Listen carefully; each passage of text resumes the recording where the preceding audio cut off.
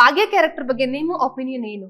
ಅಂದ್ರೆ ಈಗ ತಾಳಿ ಕಿತ್ತು ಎಸೆಯೋದ್ರ ಬಗ್ಗೆ ಎಲ್ಲ ಒಂದಷ್ಟು ಜನ ಅಬ್ಜೆಕ್ಷನ್ ಮಾಡಿದ್ರು, ತಾಳಿ ಎಸಿಬಾರ್ದಿತ್ತು, ಗಂಡ ಅಲ್ವಾ, ಮದುವೆ ಆಗಿದೆ ಅಲ್ವಾ ಅಂತ ಹೇಳಿದ್ರು. ಇನ್ನು ಕೆಲವರು ಇಲ್ಲ ಮಾಡಿರೋದೇ ಸರಿ ಅಂತ ಕೂಡ ಹೇಳ್ತಾರೆ. ಅಂದ್ರೆ ಅವಳು ಇಷ್ಟು ದಿನದಿಂದ ಅಂದ್ರೆ ಎಷ್ಟೋ ವರ್ಷ ಆಗಿದೆ ಅವಳು ಮದುವೆ ಆಗಿ ಅವನ ಜೊತೆಲಿ, ಎಷ್ಟು ವರ್ಷ ಅಂತ ಅವ್ನ ಪ್ರೀತಿ ತೋರ್ಸಲ್ಲ ಅವಳ ಮೇಲೆ, ಅವಳಿಗೋಸ್ಕರ ಒಂದು ಇನಿಷಿಯೇಟಿವ್ ತಗೊಂಡು ಹೊರಗಡೆ ಕರ್ಕೊಂಡು ಹೋಗೋದಾಗ್ಲಿ, ಅಟ್ಲೀಸ್ಟ್ ಅದೆಲ್ಲ ಬಿಡಿ, ಮಾತಾಡೋದು ಇಲ್ಲ ಅವಳ ಜೊತೆಲಿ ಪ್ರೀತಿಯಿಂದ. ಹೀಗಿರ್ಬೇಕಾದ್ರೆ ಅವಳು ಯಾಕೆ ಅಂತ ಅವನ ಜೊತೆಲಿ ಬದುಕಬೇಕು?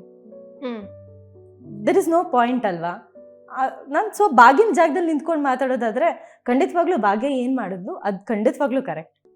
ಅಷ್ಟು ಕಷ್ಟಪಟ್ಕೊಂಡು ಯಾಕಿರಬೇಕು? ಅವ್ರಿಗೂ ಇಷ್ಟ ಇಲ್ಲ, ನಾವು ಅಂತ ಇಷ್ಟ ಇಲ್ದಿದ್ದವ್ರ ಜೊತೆ ಬದುಕಿ ಏನು ಮಾಡಬೇಕು? There is no point.